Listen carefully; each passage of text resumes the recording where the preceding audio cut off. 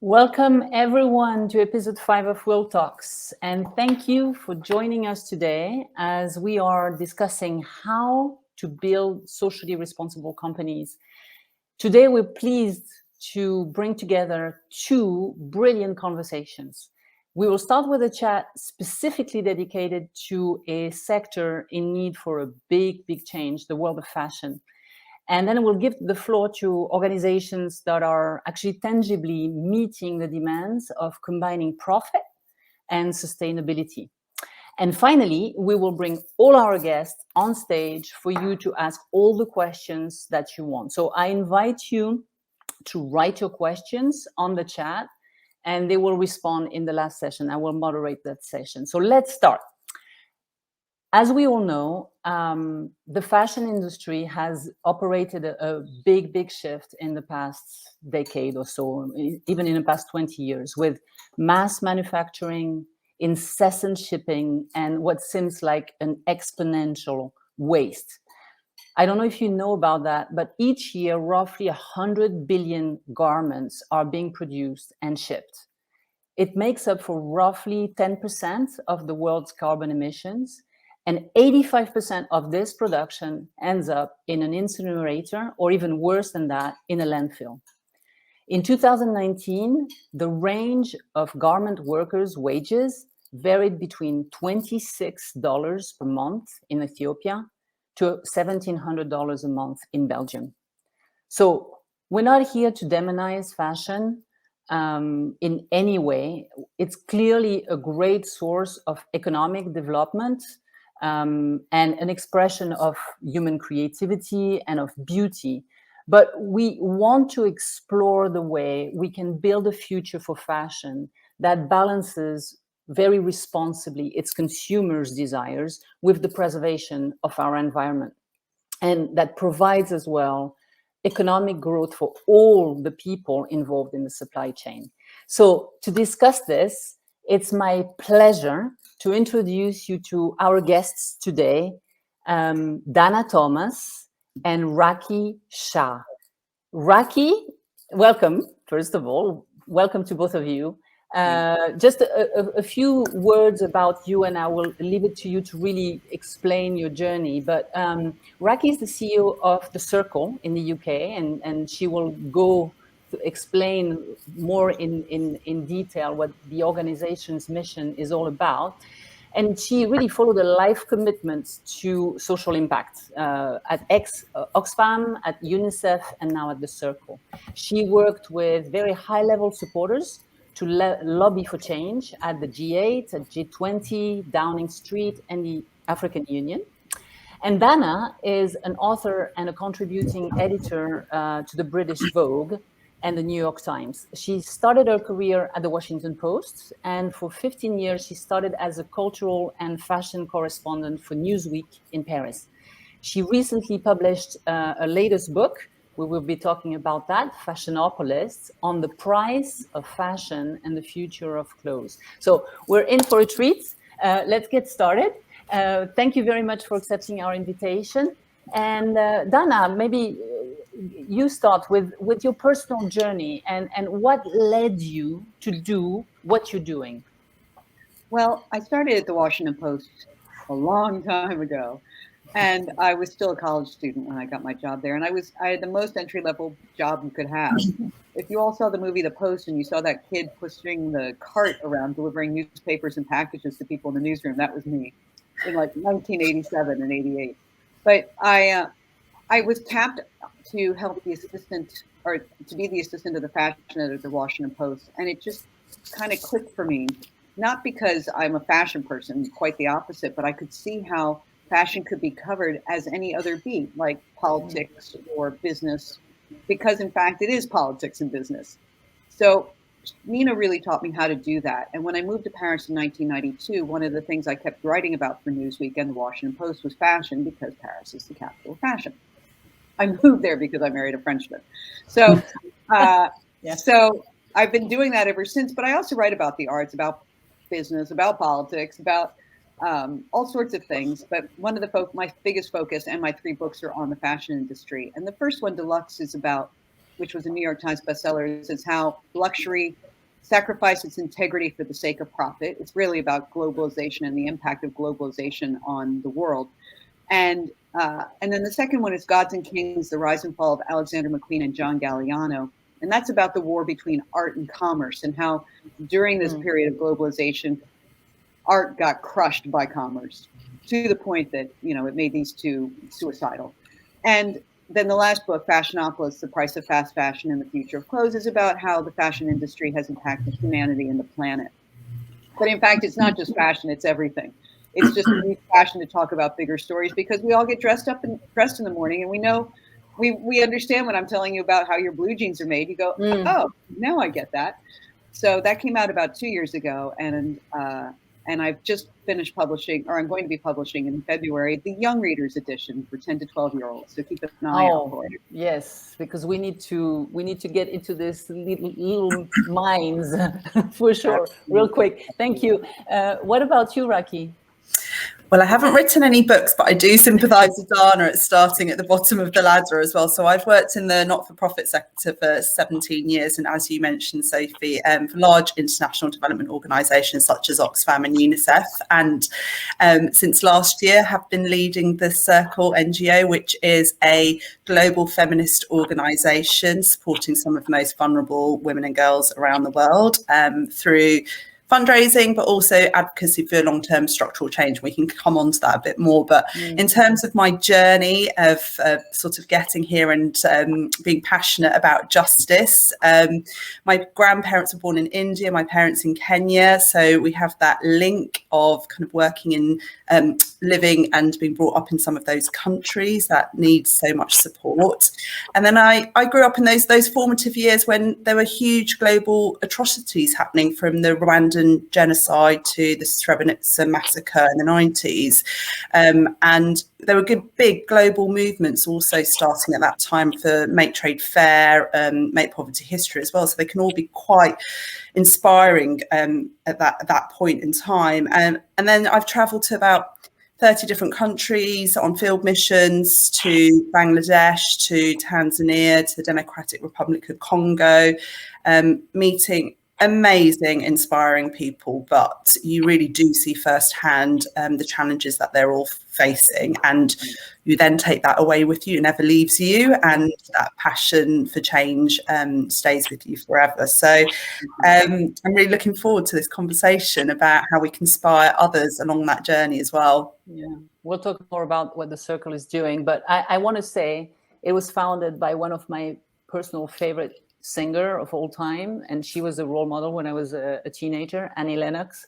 It's someone that was really one of those models I had when I was a younger me. So Dana, you're an investigative. You come from investigative journalism. Your book, the last one, Fashionopolis, published in 2019, is extremely informed and insightful and global on the aspects of the fashion industry that they probably don't want to talk so much about. And we're not necessarily so aware. We know a little bit we scratch the surface. Can you give us a quick tour, because unfortunately, we don't have much time, but a quick tour of the situation in the fashion industry today? Well, today the fashion industry is as you said, it's a $2.5 trillion a year business, and they produces about 100 billion items a year. Only 80 billion are sold. The 20 remaining billion are destroyed before they ever even hit the sales floor, because the industry overproduces. It's the business concept of economies of scale. But there's no economies and there's no scale. It's bad business to waste, but they seem to think if you can make 100 for cheaper than you can make 80, then we'll make 100 and throw out 20. And that's what they do. So we have an enormous waste problem. And it's not just a waste problem in the throwing away. It's also how we're eating through raw materials. There's 20% of waste across the board. 20% more soil is being used to grow and for grazing and for crops. And 20% more water, and 20% everything just chucked. And we can't have infinite growth on a finite planet. So we're really starting to feel the impact of this waste. The fashion industry is one of the largest. It's, you know, there's people who've been saying it's the second largest or the greatest impact, more than petroleum, but I don't think that's the case, but it certainly has a huge impact. It uses 25%, 1/4 of all the chemicals produced in the world today are for fashion, for dyeing, for processing. That's enormous. It contributes 10% of all industrial pollution. That's enormous. So, and I'm here this week up in Scotland at Edinburgh at the TED Countdown Conference to COP26. So this is all, you know, all that everyone's talking about. And we were here to talk about fashion's impact on before going to Glasgow. And but it's not just about sustainability, because human rights are a huge part of this. You can't solve climate change without solving poverty and human rights issues. They go hand in hand, as I saw and as you've seen, Raakhi, in Bangladesh. Yeah, we're going to talk about the social aspect of it. What do you think are the main, I guess, the main challenges, since you're exactly in the right place to talk about it right now? What are the main challenges this industry needs to tackle in order to become truly responsible? Well, the biggest one, of course, is greed. You know, the richest man in the world right now is Jeff Bezos, and Amazon is officially now the largest retailer of fashion in the world. The second richest person in the world is Bernard Arnault, the luxury baron. So one of them sells stuff we need, the other one sells stuff we don't need, and they just measure their success by how much money they make. So until we can get away from that, and that we return to products that are made for quality and need, as opposed to just because we want, and we want to make money. You know, we went from product to profit. We need to go back to product. The business can never really right itself. It can tweak itself here and there, put LED lights in stores, and, you know, and stop doing air freight and like little things like that. But they needed a systemic change, and the biggest systemic change is eliminating greed from the equation. I don't know if we're going to be. It's not just in fashion. I mean, it's in business across the board. You know, it's my husband, when he read my book, said it's a little bit Marxist, and I said, well, you know what? After unbridled capitalism and globalization for 30 years, maybe we need a little bit of Marxism, just a dash. You know, fighting greed is actually a long lasted fight, even before Marxism, right? I mean, when I read the Condition of the Working Class of England, the Frederick Engels book, for this book, and I cited in my new book. You know, that was written 150 years ago, and you could have written it today. Yeah. And that's kind of crazy. And, you know, the thing with, I mean, if you told Charles Dickens that what he was writing about with an Oliver Twist would still be going in 2020, he would have told you, you're mad. And here it is. So we're going to come to that actually with Raakhi. The circle is really focused on fighting poverty. So the Dickens challenge through the economic empowerment of women around the world, because we know that there's a correlation between women economic empowerment and fighting poverty. So coming out of, I hope actually, coming out of COVID-19 pandemic, what have you been witnessing, especially in the garment industry? Well, just to give a bit of context, maybe for viewers who don't know kind of some of the context as much. So there's about 60 to 80 million garment workers around the world. 80% of them are estimated to be women, the majority on poverty wages. We saw huge amounts of coverage during the beginnings of COVID-19 about fashion companies, clothing brands pulling contracts in many of these countries without any fulfillment of that, and leaving millions of workers destitute. We had something like 77% of workers we found experiencing hunger, and 88% sort of skipping meals in some of these countries. So at the time, the Circle launched an emergency COVID appeal to support some of our grassroots project partners at that time. So we were supporting with emergency food parcels, legal aid, hygiene packages, etc. But that is a sticking plaster. And of course, we were happy to galvanise the Circle community to support that. But our long-term aim is the structural change. It is about ensuring these workers have a living wage so they can survive, they're not destitute, but also that you know, their children aren't having to leave school to go to work because their parents aren't getting the salaries and the wages that they are entitled to. And in some sense, it's sort of as simple as that if we care about families as a whole, as children, as the next generation, then it is the just thing to do. So the real urgent problem is, yes, there's enormous consumption, there's enormous waste, but there is a huge justice issue around workers being able to access a living wage. And that's what the Circle is advocating for. Yeah, and I think the way the Circle is doing it, it's quite interesting, because you really use the power of the collective to make a difference, right? Can you just go quickly about that, and how is a collective of women in the UK responding to a challenge in Bangladesh, in Ethiopia, in another country? So the Circle is quite a unique organisation. As you say, it's all about collective action, collective power, and we are an organisation that brings women together from all walks of life. And we later talk about spheres of influence, but that is the core heart of the Circle. So we have women who are lawyers, from the healthcare sector, from the music industry, and in this case, we brought together activists such as Livia Firth, our ambassador Kalpona Akhtar, who is a garment worker from the age of 12, with some of our lawyers who identify the crux of the problem, as some of them having been out, like Dana and I, to countries like Bangladesh, and seeing that the problem of poverty wages is keeping these families, and women and girls in particular, at the bottom of the pile. And that group of incredible women have been working on a number of reports over the years, which we can find on our website. And the latest, which we launched in April, was a draft legislation, which is all about, rather than a race to the bottom, is a race to the top of changing the way that brands go to countries that have a living wage for garment workers.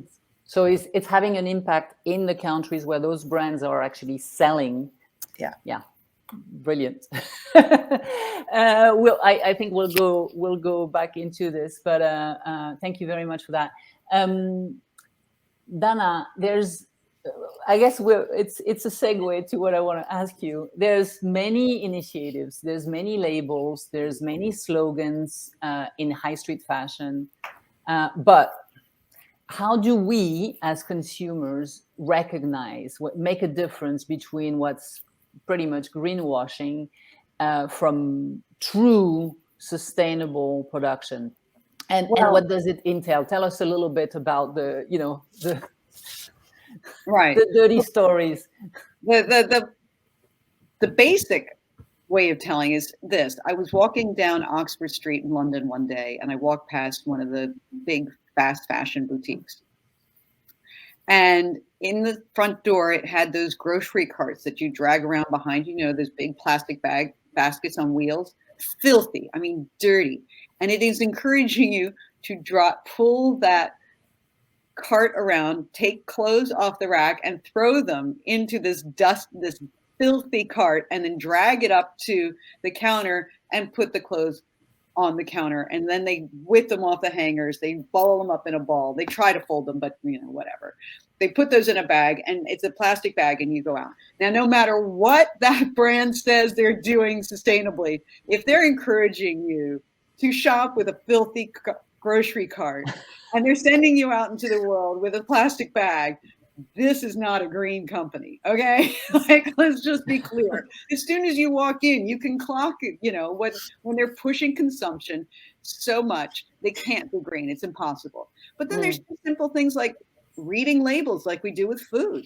If it's made of polyester, don't buy it. Really, if you can't, I know 2/3 of our clothes are made of polyester, but that's plastic. It never biodegrades. And when we wash it, it releases microfibers into the water, which gets into our water stream, and we wind up eating. So, if you can avoid polyester, do. If you can get organic cotton, do. if you can find, buy, what I say is buy less, buy better. Get the $100 pair of jeans. You go, $100 pair of jeans or 100 pounds, but they will last longer. They're better made. They're more beautiful, and they're better for the environment because they'll be a better cotton, and they'll be, if you really go for it, they can be made with natural indigo. Levi's is coming up with a line of natural indigo jeans, so they'll be more available. Just and buy less, just buy less, and think about what you're buying. If you can avoid synthetics, and another rule of thumb, if it costs more to dry clean than it does to buy a new one, then don't buy the original, because that means you're paying too little for it. The people along the supply chain have been paid too little for it. And it's probably like trash fashion that you're going to throw it in the trash. And if you spill something on it, you go like, oh, well, I'll just get a new one. It's cheaper to do that than get it cleaned. What's that deal about recycling synthetics? I've seen some labels saying, no, don't worry. Basically say, don't worry, you can buy all the plastic you want. We will recycle it. What does that mean? Well, yes, we do have the technology to recycle plastics, and they were talking a lot about that here yesterday at this conference. The problem is that you're recycling bad stuff. So wouldn't it be better if we stop? I mean, it's better to have recycled polyester than virgin polyester. We need to get away from making new polyester, just like we need to stop drilling oil. Like we got plenty of, or starting oil fields. We got plenty going on if we're going to reach these climate goals set by the UN and COP21. So yes, recycle plastic and making a water bottle and turning it into polyester is great, except that it's still plastic. It's still, and it's still emitting microfiber. You created a new problem because now we have the microfibers in the water system. So, if you can just avoid it in general, I mean, it's about supply and demand. So as long as we keep buying it, they'll keep making it. But if we stop buying it, they'll stop making it because they don't want to be stuck with it, all this leftovers on their racks. Yeah. So let's try to look at it from at least there's a light at the end of the tunnel. I hope so. More and more businesses and also public regulators are taking a strong stand on it, and there's change coming through. So can you give us some examples? We hear a lot about the circular economy, about regenerative agriculture. I heard about a labor law that's been put in California. Can you just in a short tell us a little bit about the good stuff? Yes, there's lots of good stuff going on. And in fact, that's what we call, with my book, we call it the Book of Hope. So, we lay out in the first third all the horrors, but then there's all sorts of great stories of slow fashion designers who are bucking the trend, direct to consumer and avoiding the whole store thing, making to order. Lots of brands are doing that now, where you can go online, you order what you want, and then they make it to order, so there are no leftovers. There's this new law called the Garment Workers Protection Act in California that Governor Newsom signed 2 weeks ago, that gets rid of the piece rate system, which is how a lot of factories wind up cutting wages. They'd say, we'll pay you by the piece of how much you make as opposed to the hour. And so then it's impossible to keep up to the speeds that equal the minimum wage. So these people, the workers, were earning $3 and $4 an hour instead of the state minimum wage of $14 an hour.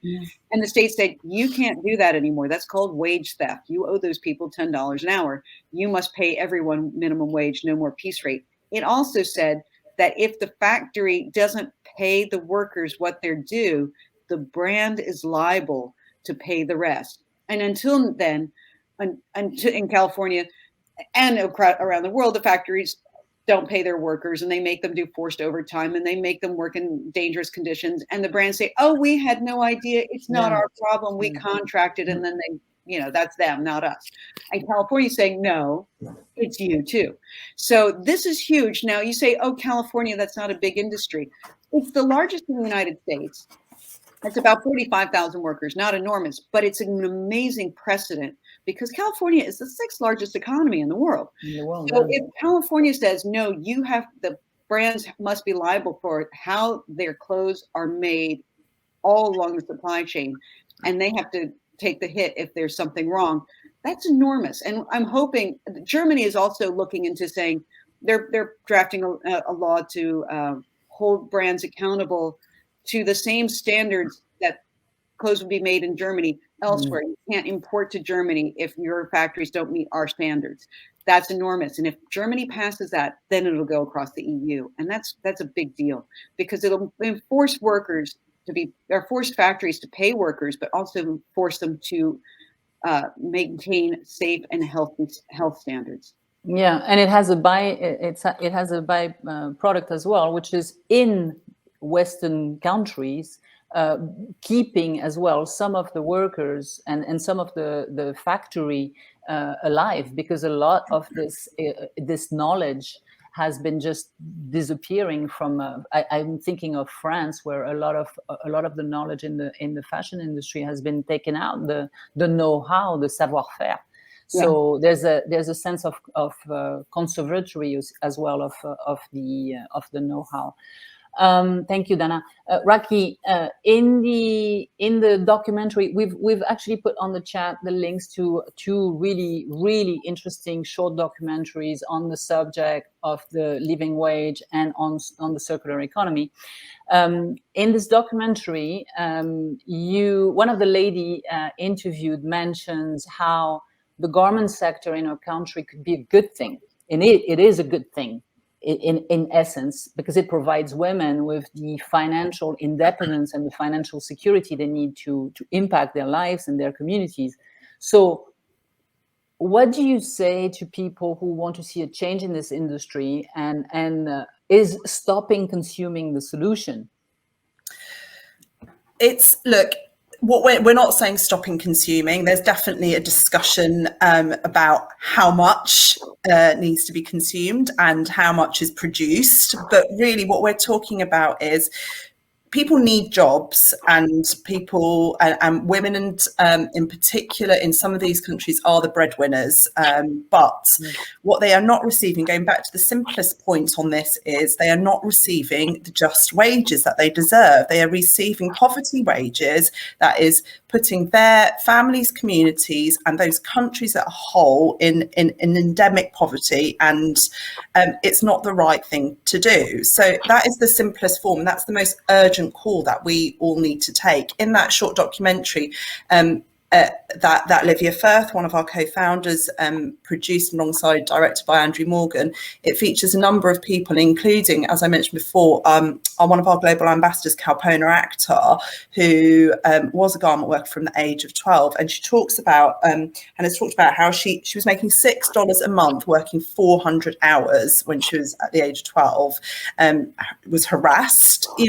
So it's not just the economic part of it; it is also the conditions that they're working in, and that they're beholden to factory owners, to those brands, and it's a human rights issue across the board. So one of the things, if people hear, we always, these discussions are always really important, but for the circle and for all of us here, it's about the action that we can take. One of the simplest things people could do following this is share that film. It's really short to watch. It's really inspiring. The fact that it's got lawyers, it's got activists in there, can help people get to grips with the issues a bit more. Yeah, great. I agree. The problem is, it sounds like, oh, we're creating jobs, and that's what, especially conservative economists and experts like to say, that we're lifting them out of poverty, but we're keeping them stuck in poverty, because 98% of the garment workers today do not earn a living wage. And a living wage is what economists say you need to be able to house, clothe, and feed your family.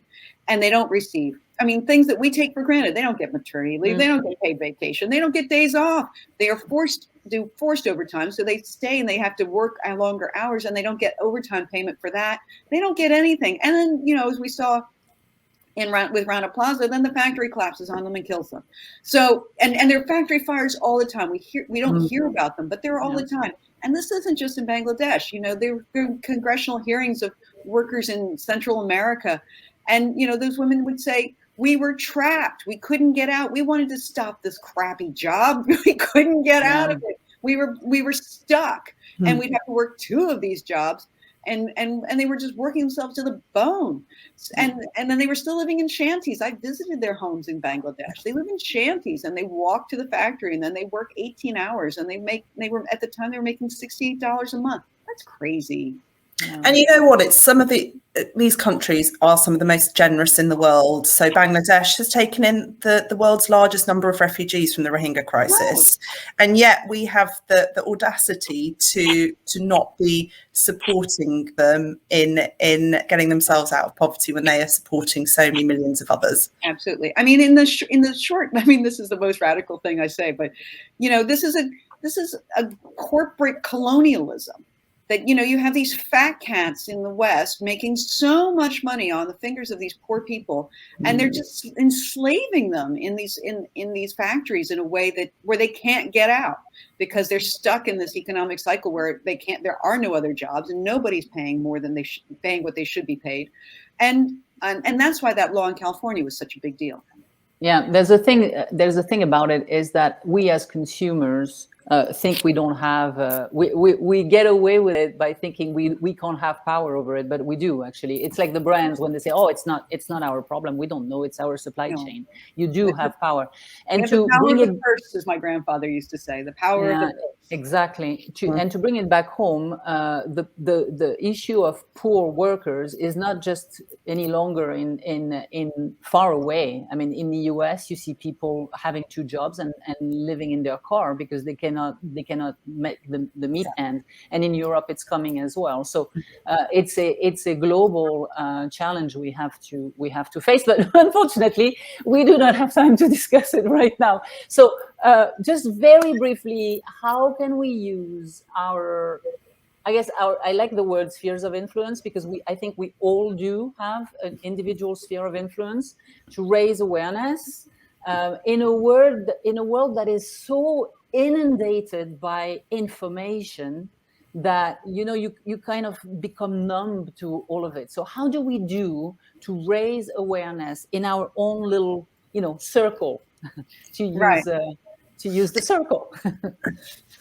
Well, as I mentioned, I think there's some simple things, today people can take away. So sharing that film, there's the beginnings of that was also the True Cost film, which is longer, but really gets to the issues, obviously reading Dana's books as well. And if people want to be kept updated and be more involved, please do sign up to the Circle newsletter or join us as a member, because what we create is a framework for people to get more involved. If you think that you've got something that you can offer to help us bring about these different areas of justice, that's really, really vital. It is about the networks, and the little steps we can take together is the most important. Absolutely. And, in my book, Fashionopolis, I give a lot of tips of how consumers can just do something at home that will have some sort of impact, whether it's reading labels, whether it's just having a long think about what you're buying before you buy it.